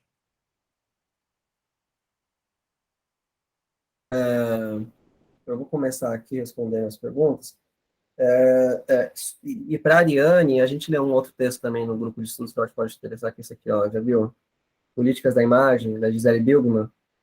Aqui ela vai falar justamente sobre nessa política dos algoritmos, né? Esses elementos agenciadores, né, da biopolítica, como um mecanismo de controle também, né? E de escolha ali, né? Também tem alguns racismos algorítmicos, né? Eles mostram, às vezes, dão mais visibilidade para um, menos visibilidade para outros, eles abafam determinados assuntos, né? Então,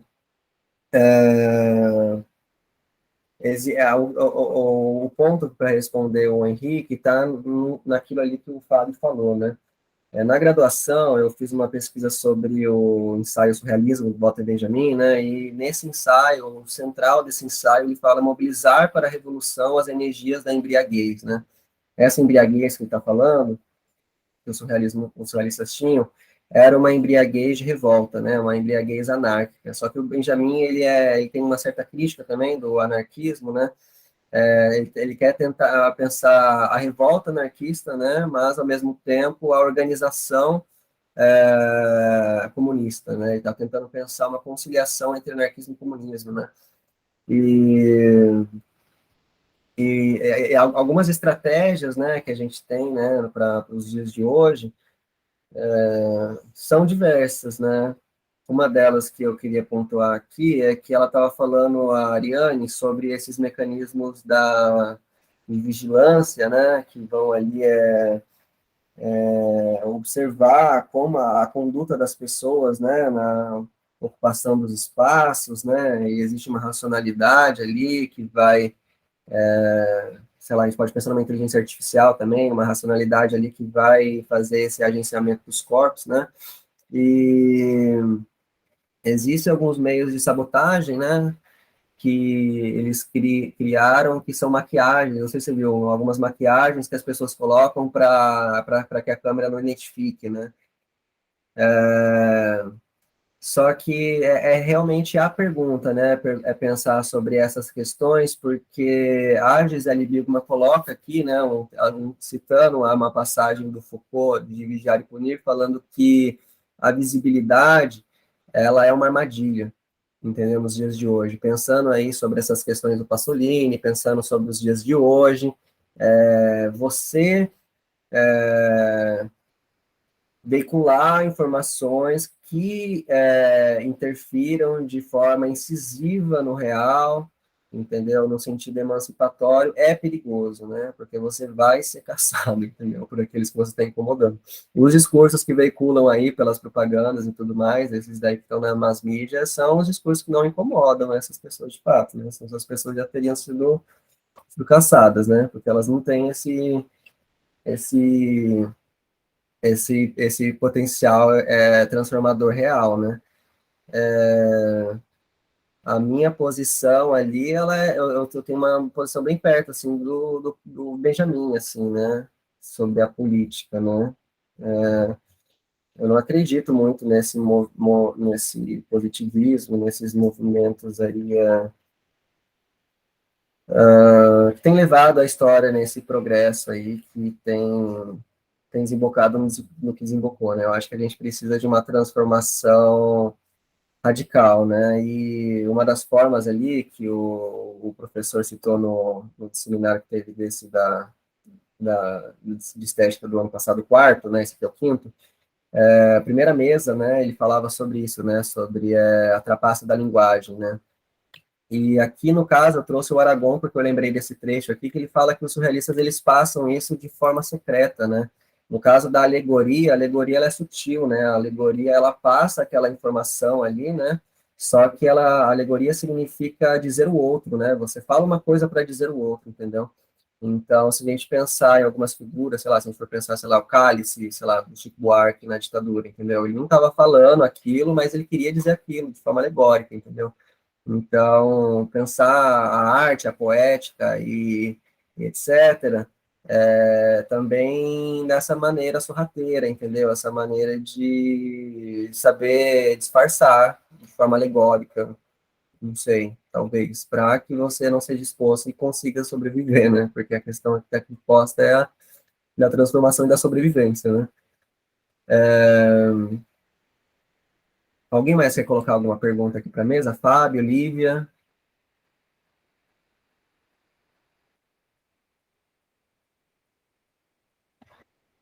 Fábio e Lívia querem fazer alguma pergunta?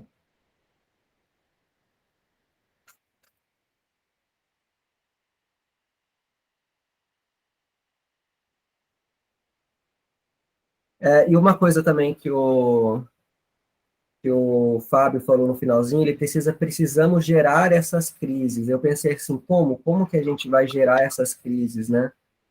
Quando você estava falando sobre os laços de historicidade na lacuna, para entender as fases da imagem, e você falou que a lacuna ela é um respiro, né, e que a gente precisa criar uma crise. Como que a gente cria essa crise? Eu não entendi, assim, tipo, o que você está querendo dizer como criar essa crise? Não sei, eu acho que nesse sentido, aproveitando a questão da ruína, eu acho que a crise, ela pode ser gerada vasculhando exatamente a ruína, né? É tentar reconstruir esse escombro que ficou. Acho que gerar a crise estaria nisso, porque a gente tentaria recontar essa história que está lacunar. E essa lacuna vai fornecer para a gente essa possível crise. Desculpa, gente. Acho que seria mais ou menos por aí, essa possibilidade de gerar uma crise. Mas também não sei se a gente pensa um pouco diferente nesse sentido da crise. Você quer pontuar mais alguma coisa, Henrique?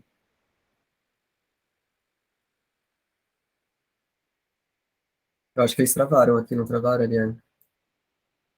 Parece que sim. Os dois?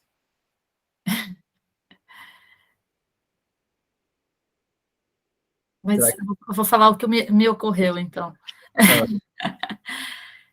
Não, eu fico pensando essa coisa da crise, um pouco, talvez, a partir do embate contra-hegemônico, assim, né? A partir do momento em que você lança algo que desestabiliza a hegemonia, aquilo gera uma crise.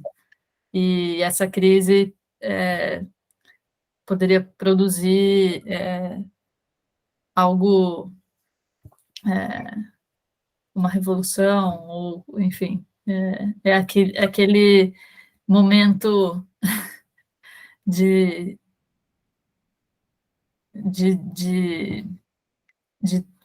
transformação de consciência, assim, né? Sim, é o momento da crítica, né? Interessante. Desculpa interromper, a gente caiu a energia aqui em casa, a gente acabou caindo. Ah, sim, vocês moram na mesma casa? Não, na verdade não, é que o Henrique tá aqui onde eu moro. Ontem à noite a gente terminou de preparar algumas coisas. E aí acabou a energia aqui, acho que por causa da chuva. Ah, sim, é a chuva, né? Gente, eu não tenho mais colocações para colocar. Eu acho que se vocês não tiverem mais nada para falar, a gente pode encerrar mesmo. Mas, a princípio, eu queria agradecer a todos e parabenizar todo mundo pelas exposições, foram excelentes, eu gostei muito das ideias de vocês, trouxe algumas inquietações e também algumas ideias novas aqui para o meu projeto de pesquisa.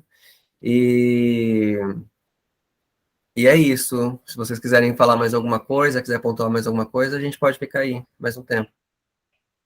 Só queria agradecer também, Matheus, acho que foi, realmente tem muita conexão, que sabem, possa todos manter contato, de repente, trocar ideias, né, acho que foi muito legal. E quanto à crise, eu acho que a crise, ela já existe, claro, ela é material, agora a questão é que nosso olhar está sempre evitando, segundo, por exemplo, pegando o Agamben no exercício contemporâneo, né, talvez seja algo que a gente evita olhar, porque é uma tendência do nosso tempo não olhar para aquilo que não brilha. Uma anestesia, né? Anestesia. Sim. É isso. E aí, só para continuar na crise, mais na filosofia da ciência, que é da onde eu sou oriundo de verdade, o que eu estudo, lá, teoricamente, a crise já se estabeleceu na ciência, né? E um recorte que os meus autores trazem seria esse mecanismo de epistema e história, que seria, por isso que eu frisei e trouxe a alegoria dele do anjo, porque o que alguns epistemos históricos fazem é justamente ir nessa ruína, ou ir até o porão, e procurar alguma ideia que foi desvalidada pelo tempo, ou pelo positivismo, ou pelo progresso de tudo. Justamente voltar nessa lacuna que está interrompida pela história. talvez os intérpretes de algum autor teórico da ciência, porque a ciência é muito impactante nesse resultado final que a gente vive hoje, né? Justamente por conta do aprimoramento tecnológico, e acho que a ciência também perdeu algo nessa ruína, né? A coisa se tornou muito casual, e, por exemplo, o meu projeto de pesquisa, ele vai atrás de um objeto que não tem necessidade nenhuma de ser recontado, do progresso da ciência. Mas, se caso ele tivesse alguma validade lógica, claro que aí eu vou para a minha área, o que a gente compreende de alguns conceitos como ideia, eles deveriam ser revistos, né? A gente está contando de verdade a história errada. A gente está preso essa hiperrealidade, amassando Newton que cai na cabeça dele, e já não há fenômeno a ser discutido, né? Nesse sentido que você colocou também lá da alquimia. Os alquimistas, eles tinham essa preocupação em manter certa magia com a relação com o mundo, né? É por isso que eu acabei adotando o Baudrillard bastante para as minhas observações, porque o Baudrillard, ele não coloca que o simulacro é ruim, ele é bom porque a gente tenta imitar a natureza, né? Só que é o excesso desses simulacros que vai levar a gente a uma... Claro, aí os outros mecanismos vão interagir, né? O valor, a mercadoria, o fetiche, e só que isso vai desapropriar esse lastro científico, real, ou alquimista, de como a gente vê a vida. É isso. E muito obrigado. Foi muito bacana. Eu também queria agradecer, não tenho mais nenhuma colocação. Na verdade, vou precisar sair. Se quiserem continuar conversando, fiquem à vontade, mas foi muito interessante, achei as apresentações bastante pertinentes para pensar as discussões que eu coloco na minha pesquisa também. Foi muito bom. Obrigado, Ariane.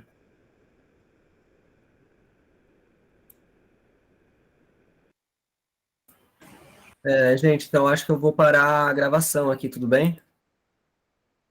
Maravilha, obrigado. Tudo bem.